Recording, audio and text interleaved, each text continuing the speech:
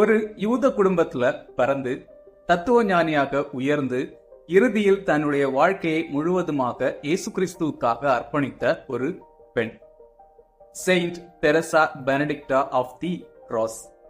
1891ல ஜெர்மனில பிறந்திருக்காங்க. இவங்களுடைய இயற்பெயர் எடித் ஸ்டெயின். சின்ன வயசுலயே அறிவிலையும் சிந்தனையிலையும் சிறந்தவங்களாவே விளங்கியிருக்காங்க. ஒரு காலகட்டத்துல கடவுள் மீது நம்பிக்கை இல்லாமல் நாத்திகரா வாழ்ந்திருக்காங்க. குடும்ப வாழ்க்கை, உண்மை மற்றும் சுதந்திரம் பற்றி சிந்திக்க ஆரம்பிச்சிருக்காங்க. அது கடவுள் மீதான தேடலா மாறியிருக்கு. ஒரு நாள் புனித அவிலா தெரசாவினுடைய வாழ்க்கை வரலாற படிச்சிருக்காங்க. அது இவங்களுடைய வாழ்க்கையை முற்றிலுமா மாற்றிருக்கு. கத்தோலிக்க திருச்சபையில சேர்ந்து திருமுழுக்கு பெற்றிருக்காங்க. கார்மல் துறவர சபையில சேர்ந்திருக்காங்க.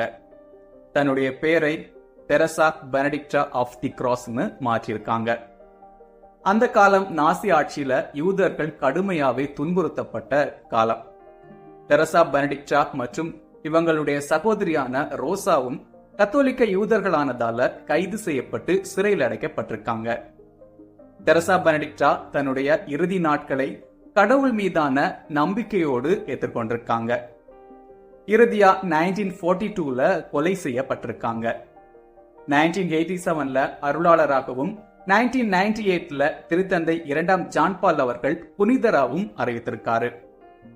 ஐரோப்பாவின் 6 பாதுகாவலர்கள்ல saint Teresa Benedicta of the கிராஸும் ஒருத்தங்க அப்படிங்கிறது குறிப்பிடத்தக்கது.